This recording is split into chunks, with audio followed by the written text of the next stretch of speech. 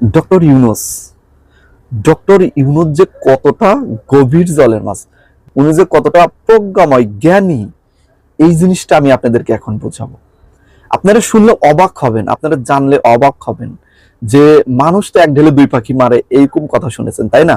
আর doctor Yunus এক ঢেলে তিন পাখি মেরেছে।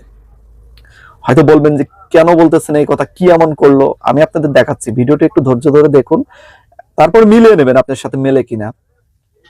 এই গত 7 দিনের ভিতর ডক্টর ইউনূস সরকার যা করলো, পৃথিবীর বর্তমান প্রেক্ষাপটে ক্ষমতাধর এমন কোন ব্যক্তি নাই যে এই কাজগুলো করতে পারে, এরকম ভাবে প্রভাব বিস্তার করতে পারে, এরকম নাই। এরকম আসলে বর্তমান পৃথিবীতে নাই। বিল ক্লিনটন আছে, বর্তমান ডোনাল্ড ট্রাম্প আছে, তারা তাদের বিষয়ে, ওটা ওটা আলাদা বিষয়। তাদের তাদের দাম এই জন্যই বেশি, তাদের মূল্যায়ন এই জন্যই করা হয় কারণ তারা ওরকম একটা জায়গায় অবস্থান করতেছেন, ওরকম একটা দেশের প্রেসিডেন্ট, ওরকম একটা দেশের লোক, যার কারণে তাদের মূল্য কিন্তু বেশি। কিন্তু ডক্টর ইউনূস কিন্তু ওরকম দেশের লোক না। ডক্টর ইউনূস সাধারণ একটা দেশ, গরিব দেশের লোক, সেটা হতেছে বাংলাদেশের মতো একটা গরিব দেশের লোক। সে কেন এতটা পাওয়ারফুল? আন্তর্জাতিকভাবে ডক্টর ইউনূস সবচেয়ে বেশি পাওয়ারফুল। যদিও ইন্ডিয়ান সরকার মোদি অনেক বড় একটা দেশের সরকার, কিন্তু ইন্ডিয়ান সরকার মোদির চাইতে অনেক গুণে বেশি পাওয়ারফুল ডক্টর ইউনূস। এই ডক্টর ইউনূস সরকার যদি বাংলাদেশ সরকার না হয় ইন্ডিয়ান সরকার হইতো, তাহলে কি মোদি যদি বাংলাদেশ সরকারে আসতো, তাহলে মোদি আর ডক্টর ইউনূস যদি এই বর্তমান পরিস্থিতির মতো হইতো, তাহলে দেখতেন যে বাংলাদেশ মোদিকে একদম উড়িয়ে দিত। কিন্তু ডক্টর ইউনূস এমন একটা পার্সন যে মোদির হার মানছে ডক্টর ইউনূসের কাছে। শুধু মোদি না, বাংলাদেশের আরো অনেক কিছুই হার মানতেছে। 3টা পয়েন্ট বলবো আপনাদের মাঝে, 3টা যে এক ঢেলে যে 3 পাখি মারছে এটাই বলবো। 1 নম্বরে দেখেন, ডক্টর ইউনূস সরকার যে আওয়ামী লীগ সরকারকে, আওয়ামী লীগকে পুরো বোল্ড আউট করে দিচ্ছে। আওয়ামী লীগের যেটুকু ফেরার সম্ভাবনা ছিল একদম ধূলিসাৎ করে দিচ্ছে, একদম মাঠে মেরে দিচ্ছে। কেননা জাতিসংঘের যে রিপোর্টটা দিয়েছে, আপনি দেখেন কি রিপোর্ট দিয়েছে, একদম খুবই কঠিন রিপোর্ট দিয়েছে। যে রিপোর্টে আওয়ামী লীগ একদম মাঠে মারা গেছে। যেটুকু আস্থা দেখতেছিলেন, যেটুকু ফেরার সম্ভাবনা দেখতেছিলেন, সেটুকুও শেষ। আওয়ামী লীগ যে বড় বড় গলাতে কথা বলতেছিল, সেটুকু কিন্তু অনেকটাই থেমে গেছে। আপনারা খেয়াল করবেন, ওনারা নিজেরাও বুঝতেছে যে আমরা কোন জায়গায় গিয়ে ধরা খাইছি। এই রিপোর্টটা কেন হয়েছে জানেন? ডক্টর ইউনূসের কারণে হচ্ছে। ডক্টর ইউনূসের মতো পাওয়ারফুল লোক যখন জাতিসংঘকে বলছে যে আপনারা আসেন এখানে, নিরপেক্ষভাবে এখানে এক তদন্ত করেন, তদন্ত করে রিপোর্ট দেন, এত দ্রুত টাইমের ভিতরে এত সুন্দর একটা রিপোর্ট দিচ্ছেন এবং নিরপেক্ষভাবে দিচ্ছেন। এটা এখানে সবচেয়ে খুব বেশি গুরুত্বপূর্ণ যে নিরপেক্ষভাবে দিচ্ছেন। এখানে এমন না যে এখানে ডক্টর ইউনূসের কথাটা আসছে, ডক্টর ইউনূসের প্রভাব বিস্তার করছে কারণ ডক্টর ইউনূসের পক্ষে রিপোর্ট দিছে, বিষয়টা কিন্তু এরকম না। ডক্টর ইউনূস বলছে নিরপেক্ষভাবে এখানে কাজ করুন, উনি শুধু অনুমতি দিচ্ছে, উনি কোনো হস্তক্ষেপ করেননি। এবং নিরপেক্ষভাবে এখানে যে রিপোর্টটি পেশ করেছেন, এটা একদম দুর্দান্ত একটা কাজ হয়েছে। এতে আওয়ামী লীগ সরকার একদম মাঠে মারা গেছে। 2 নম্বরে দেখেন, ডক্টর ইউনূস এরপরে আমেরিকার সাথে যে খেলাটা খেললো, আমেরিকা গেল মোদি সরকার, মোদি সরকার গেলে পারে আমেরিকার সাথে যে এখন চেষ্টা করতেছে যে বাংলাদেশকে, বাংলাদেশের বিরুদ্ধে 2 একটা বক্তব্য ডোনাল্ড ট্রাম্পের মুখ থেকে বের হবে এবং বিশ্ব মিডিয়া তখন বাংলাদেশের উপর চাপ সৃষ্টি করবে। আর এখানে একটা খেলা খেলতে চেয়েছিল ইন্ডিয়া, সেটা হচ্ছে ডক্টর ইউনূস তো হচ্ছে ডোনাল্ড ট্রাম্পের বিরোধী দলের পার্টিকে সহযোগিতা করছে, এমনকি অর্থ দিয়ে সহযোগিতা করছে, এই যে একটা বিষয়। এমনকি আরো একটি বিষয় আছে, সেটা হচ্ছে ডক্টর ইউনূসকে পচানোর জন্য, সম্পর্কে যদি খারাপ কথা বলে ডোনাল্ড ট্রাম্পকে খেপিয়ে দেওয়া হয়, তাহলে অবশ্যই এখানে তার বিরুদ্ধে একটা জটিল বক্তব্য দেবে এবং এই বক্তব্যের কারণেই কিন্তু বাংলাদেশ বর্তমান নড়বড় হয়ে যাবে এবং আওয়ামী লীগের পক্ষে তারা কাজ করতে সুবিধা হবে। কিন্তু এখানে এমন ট্রাম্প একটা এমন খেলা খেললেন যে তাকে প্রশ্ন করা হলো, সে বলল যে এই বিষয়টি নিয়ে মোদি বলবেন, মোদি কাজ করতেছেন, মোদি বলবেন। মানে এখানে মোদিকে ইনসাল্ট করা হয়েছে যে 100 বছর ধরে এই বিষয়টি নিয়ে মোদি কাজ করতেছেন। মোদি কি 100 বছর ধরে মানে ইন্ডিয়ান সরকার অথবা ইন্ডিয়া কি 100 বছর ধরে স্বাধীন হয়েছে? না, ইন্ডিয়া স্বাধীন হয়েছে 76 বছর ধরে। তো 76 বছর ধরে ইন্ডিয়া স্বাধীন হয়েছে, এরপরে 100 বছর ধরে কিভাবে বাংলাদেশ নিয়ে তারা কাজ করলেন? আর মোদি সরকার কি 100 বছর হলো আছেন? না। তার মানে এটাকে ক্রিটিসাইজ করা হয়েছে, ইনসাল্ট করা হয়েছে মোদিকে। নির্বাচনের ক্ষেত্রে হয়তো ডোনাল্ড ট্রাম্প হিন্দুদের ভোট টানার জন্য বাংলাদেশের বিরুদ্ধে একটা টুইট করেছিলেন, কিন্তু সেটা নির্বাচনের স্বার্থে, এটা নির্বাচন, এটা রাজনৈতিক খেলা, বুঝতে হবে। আর এখন ডক্টর ইউনূসের যে বিশ্বজুড়ে পাওয়ার, এখানে ডোনাল্ড ট্রাম্পও জানে যেখানে এটা পাওয়ারফুল লোক, এখানে বেশি কিছু করা যাবে না, এর বিরুদ্ধে কথা বলার দরকার নেই। এর বিরুদ্ধে কথা বলে ইউরোপীয় ইউনিয়ন পুরোটা ডক্টর ইউনূসের সাপোর্ট।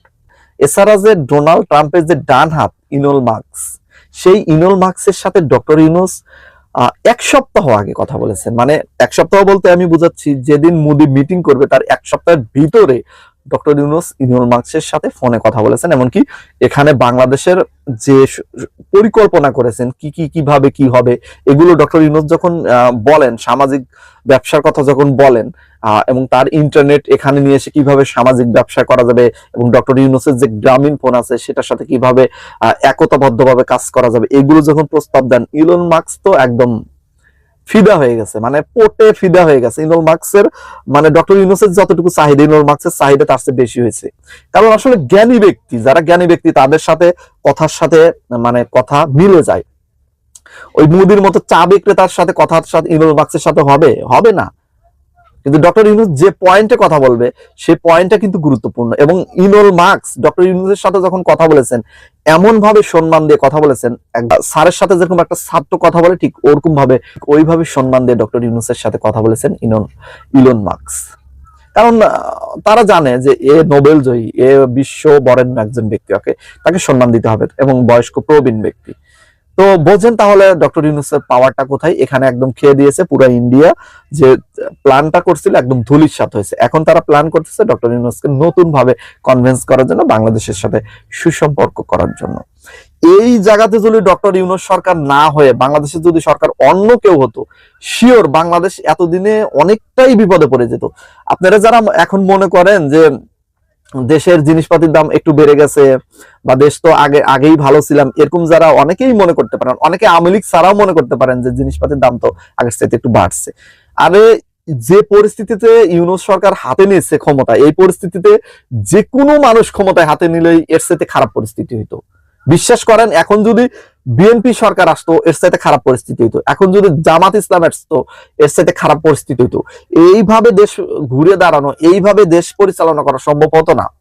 তো এছাড়াও যতটুকু এখানে সমস্যা হচ্ছে, এর ভিতরে হতেছে এখন পর্যন্ত যে বড় বড় ব্যবসায়ীরা আছেন, বড় বড় আমলারা আছেন, বড় বড় পজিশনে আছেন, আওয়ামী লীগের লোকজন আছেন, যারা মাঝখান থেকে কিন্তু শিকড় কেটে দেন। মানে একটা কাজ করতে গেলে মাঝখান থেকে শিকড় কেটে দেন, যার কারণে আগের মতোই দুর্নীতি চলতেছে, আগের মতোই দুর্নীতি কাজ করতেছে। কিন্তু এই একটা সপ্তাহে, এই রানিং সপ্তাহে কিন্তু ডক্টর ইউনূস সব খেয়ে দিয়েছে।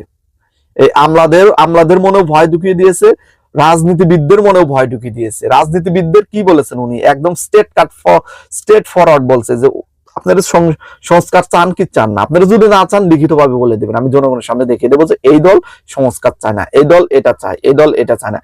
একদম ফাঁদে ফেলে দিয়েছে। কারণ যে রাজনীতিবিদরা ডক্টর ইউনূসের সামনে গেলে সবাই একতাবদ্ধ, ঠিকই আছে স্যার, ঠিকই আছে, আবার বাইরে গিয়ে বক্তব্য দেয় আলাদা। এই জন্য ডক্টর ইউনূস বলছে এবার ভাষণে যে রাজনীতিবিদরা আপনারা লিখিতভাবে আমাদের কাছে বলবেন যে আপনারা কি সংস্কার চান কি চান না। আমরা যে সংস্কারের প্রস্তাবগুলো দিয়েছি এখানে কোনটা কোনটা একমত, কোনটা কোনটা একমত না, আপনারা লিখিতভাবে জানিয়ে দিন। এটা জনগণের সামনে রিপোর্ট আকারে পেশ করে দিবে, বই আকারে ছেড়ে দিবে, অথবা পেপারে চলে আসবে। আপনারা আমরা সবাই পড়তে পারবো, জানতে পারবো যে কোন দলের ভিতরে কি আছে। এখন তো অনেকেই জানি না যে বিএনপির ভিতরে কি আছে, জামাতের ভিতরে কি আছে, ছাত্রদের ভিতরে কি আছে, বা আরো যে দল আছে তাদের ভিতরে কি আছে। খুবই একদম গুরুত্বপূর্ণ প্ল্যান, একদম মাস্টার মাইন্ড প্ল্যান যাকে বলে। এই জন্যই বলে জ্ঞানী ব্যক্তি। মানে সুন্দরভাবে নরম ভাষাতে, উচ্ছৃঙ্খলতা নাই, কোনো প্রকার জ্ঞানজাম নাই, সুন্দর ভাষাতে, স্বাবলম্বী বাংলা ভাষাতে বলে দিলেন যে তোমরা এই কাজটা এইভাবে করো, আমাদেরকে রিপোর্ট পেশ করো। এখন রাজনীতিবিদরা ঠান্ডা হয়ে গেছে, দেখবেন যে এতদিন ধরে বিএনপি যে বারবার নির্বাচন করতেছিল, এখন একটু হলেও ঠান্ডা হয়েছে। আসলে আমি মনে করি বিএনপি আসলে বর্তমান বাংলাদেশের প্রেক্ষাপট অনুযায়ী ক্ষমতায় যাওয়ার জন্য অবশ্যই ক্ষমতায় যাবে তারা। আমি মনে করি আপনাদের একটু ধৈর্য ধরা উচিত। কারণ ডক্টর ইউনূস যেভাবে এখন সরকার থাকলে যেভাবে বাংলাদেশ ঘুরে দাঁড়াবে, আপনারা যা পারবেন না। যদি একটু ঘুরে দাঁড়ায়, দেশটা যদি সুন্দর পথে নিয়ে যদি নির্বাচনটা দেয়, আপনারাই ক্ষমতায় যাবেন। আজকে নির্বাচন হলেও বিএনপি যাবে, কালকে হলেও বিএনপি যাবে। হয়তো সিট কম বেশি হবে, একটু কম বেশি হতে পারে, তবে ক্ষমতায় বিএনপি যাবে। এটাই বাস্তবতা। এটা অনেকেই হয়তো বলবেন জামাত যাবে, অনেকেই হয়তো বলবেন অনেকেই সম্ভাবনা আছে জামাত হয়তো আগের চাইতে অনেক ভালো কিছু করবেন, তবে ক্ষমতায় বিএনপি যাবে। এটা লিখে রাখেন, এটা আমি বলে দিলাম। তো বিএনপি দের অনুরোধ করবো আপনারা একটু ধৈর্য ধরেন, ডক্টর ইউনূসকে একটু সময় দেন, দেশকে একটু গুছিয়ে আনুক, একটু অর্থনৈতিক ভাবে উন্নত করুক, একটু সবকিছু কাজ সংস্কার করুক। এতে বিএনপি আপনাদের লাভ হবে, কারণ আপনারা যখন সরকারে যাবেন একটা সাজানো গোছানো একটা বাগান পাবেন। সে সাজানো গোছানো যখন বাগান পাবেন, সেই বাগানে ফুল ফুটাতে, সেই বাগানে সুন্দর সুন্দর কাজ করতে কিন্তু খুবই সহজ হবে আপনাদের জন্য বাংলাদেশকে এগিয়ে নিতে, বা আপনারা যে কাজগুলো করতে চান আপনাদের 31 দফাতে যেটা আছে সেটা কিন্তু তখন সুন্দরভাবে সফলভাবে বাস্তবায়ন করতে পারবেন। কিন্তু এখন যে বাংলাদেশের পরিস্থিতি, আজকে যদি আপনাদের হাতে ক্ষমতা ছেড়ে দেওয়া হয়, আপনারা আজকে দেশকে কন্ট্রোল করতে ব্যর্থ হবেন। ডক্টর ইউনূস যতটুকু পারতেছে এর চাইতে ব্যর্থ হবেন আপনারা। সুতরাং অবশ্যই তাকে সময় দিন এবং সহযোগিতা করুন, আপনারা সহযোগিতা করুন। আপনারাও মনে করেন যে আমরাই সরকারে আছি, এই মনে করে কাজ করতে থাকুন। এবং ডক্টর ইউনূস বেশি দিন থাকবে না, উনি বলেছেন যে সামনে বছর জুন পর্যন্ত 2026 সালে জুনের ভিতরে নির্বাচন অবশ্যই হবে। তো এটাই হবে, জুনের ভিতরেই নির্বাচন হবে, এর 2-4 মাস আগেও হতে পারে, প্ল্যান মোতাবেক, কাজ মোতাবেক। তো সহযোগিতা করুন আপনারা, আমরা সর্বোচ্চ সহযোগিতা করতে চাই, আমরা প্রবাসীরাও সর্বোচ্চ সহযোগিতা করতে চাই ডক্টর ইউনূস সরকারকে। তো আজকের মতো বিদায় নিচ্ছি, সবাই ভালো থাকবেন। আসলে এই গুরুত্বপূর্ণ বিষয়গুলো নিয়ে কথা বললাম আপনাদের মাঝে। আর কারা কারা আমার সাথে একমত আছেন অবশ্যই কমেন্ট সেকশনে জানাবেন, দ্বিমত থাকলেও সমস্যা নাই, কমেন্ট সেকশনে মন্তব্য করে যাবেন। আল্লাহ হাফেজ, সবাই ভালো থাকবেন।